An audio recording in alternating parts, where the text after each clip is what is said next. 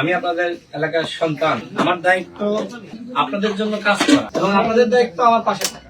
গণ অধিকার পরিষদের সাধারণ সম্পাদক রাশেদ খান আনুষ্ঠানিকভাবে বিএনপিতে যোগ দিয়েছেন। শনিবার বিএনপির মহাসচিব মির্জা ফখরুল ইসলাম আলমগীরের হাতে ফুল দিয়ে তিনি বিএনপিতে যোগ দেন। এর ফলে আসন্ন ত্রয়োদশ জাতীয় সংসদ নির্বাচনে ঝিনাইদহ ৪ আসন থেকে ধানের শীষ প্রতীক নিয়ে তার নির্বাচন করার বিষয়টি নিশ্চিত হলো।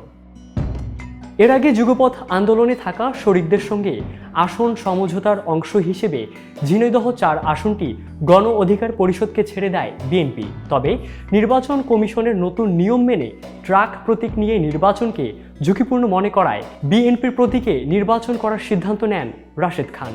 সেই লক্ষ্যেই বিএনপিতে যোগদানের এই সিদ্ধান্ত। চ্যানেল আই গতকাল রাশেদ খানের বিএনপিতে যোগদান সংক্রান্ত একটি বিশেষ সংবাদ প্রকাশ করেছিল। তবে সেখানে তিনি বিএনপিতে যোগ দেওয়ার খবর নিশ্চিত নয় বলে জানিয়েছিলেন। গণ অধিকার পরিষদের সভাপতি নুরুল হক নূর এবং গণমাধ্যম সমন্বয়ক আবু হানিফ রাশেদের বিএনপিতে যোগদানের বিষয়টি নিশ্চিত করেছিলেন। নতুন কাউকে গণ অধিকারের সাধারণ সম্পাদক করা হবে বলেও তারা জানান।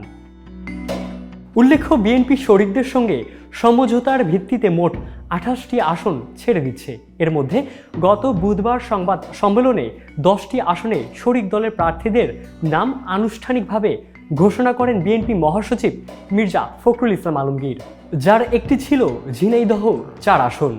রাশেদ খানের বিএনপিতে যোগদান শুধু একটি দলবদল নয়, এটি রাজনৈতিক সমীকরণে নতুন মাত্রা যোগ করল বলে মনে করছেন রাজনৈতিক বিশ্লেষকরা।